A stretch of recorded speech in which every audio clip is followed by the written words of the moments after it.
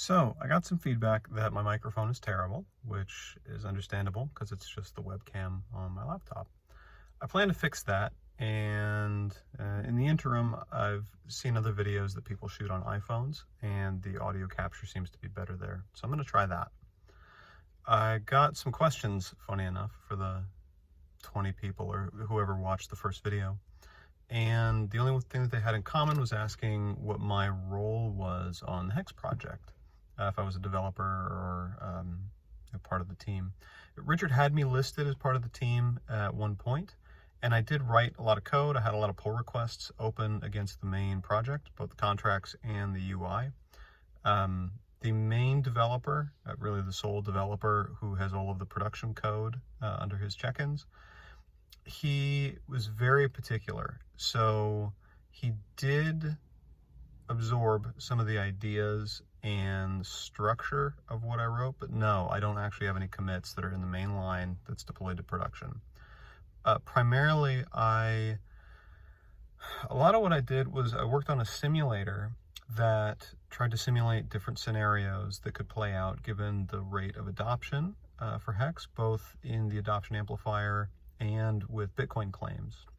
So I modeled all of that stuff statistically and just played out 10 years, 15 years, 20 years of staking behavior.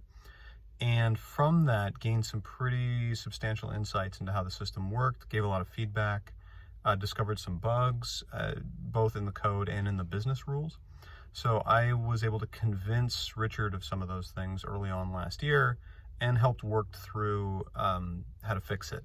So coming up with experimental ideas, things that could be tried to correct for some of the misallocation of funds. So there were some problems with early adopters getting essentially an insurmountable advantage over people who just happened to hear about the project a day or a week later, or as little as. And then correcting for kind of everybody who gets hits big payday. Before it was big payday, it was done on a daily basis, so people were getting huge increments every day. That was another sort of problem. So I helped in that sense. I think when I was listed on the team, I suggested he use the title analyst, because that's primarily what my contribution was to the project. I wrote a lot of code around the project and made a bunch of suggestions for how the contract code or the UI code could be structured. In the end, the main developer made his own choices. He had his own designs. He's a very sharp dude. The auditors, he kind of embarrassed the auditors, to be honest, which was kind of fun to see. And frankly, I've learned a ton about Solidity and blockchain development from him through this process, which, funny enough, was my primary reason for getting into it. I thought it was a very cool idea, and I really wanted to learn Solidity and Ethereum development.